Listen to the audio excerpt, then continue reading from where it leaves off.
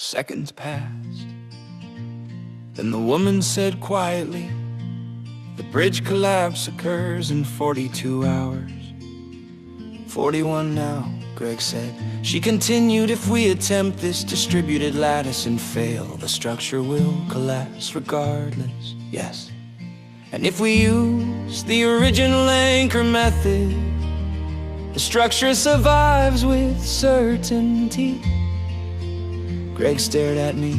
They're not wrong, no. The older architect spoke.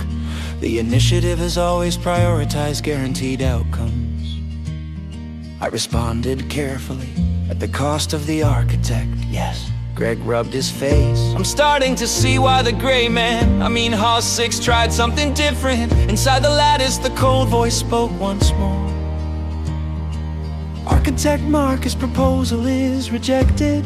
Greg whispered, "That was fast. I expected resistance, but not that fast." Then the node belonging to the cold voice brightened again, and something inside the network changed. The structure shifted, not violently, but subtly. The older voice reacted instantly. "What are you doing?" The cold voice answered calmly, "Preparing node 6 for integration." Greg's eyes widened. "That sounds bad." "It is." I felt the lattice trying to lock on to my node. Control signals flowing toward the disk in my hand. They were trying to force the original plan, force me into the anchor.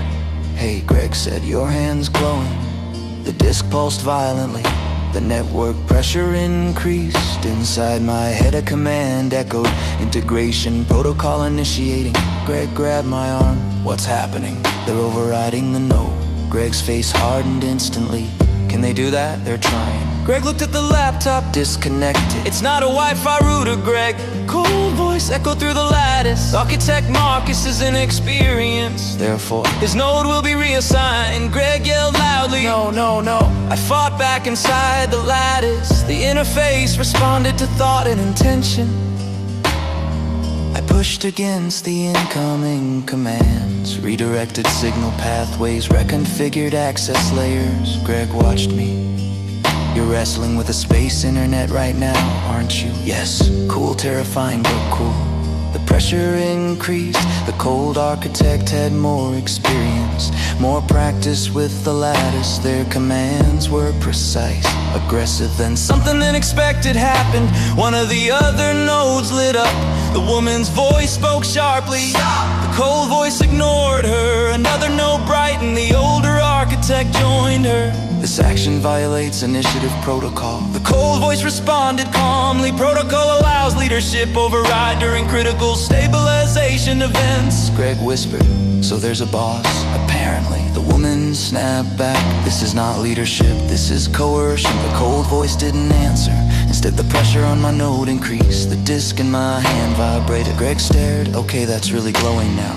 I clenched my jaw. Inside the lattice I shifted strategies. If they wanted to control the node, I would change the node. The node's hidden architecture surfaced again. The distributed anchor code, untested, unapproved, dangerous, but perfect for one thing: breaking centralized control. Greg saw my expression change. "You're about to do something risky again." "Yes." "How risky?" "If this fails, the lattice node could collapse." Greg blinked. "What does that mean for you?" "Possibly brain damage." Greg paused. "Okay, maybe don't do that. Too late." I pushed the command inside the lattice. The grid exploded outward, not destructively, expansively. The node structure changed shape. Branches spread like lightning through the network. The cold architect's control signals suddenly lost their target. The voice reacted immediately. "What did you do?" I answered calmly. "I upgraded the architecture." Greg whispered, "Please tell me that was a good thing." The lattice stabilized again, but now the nodes were connected differently, peer to peer. No central authority, no leadership override, equal control.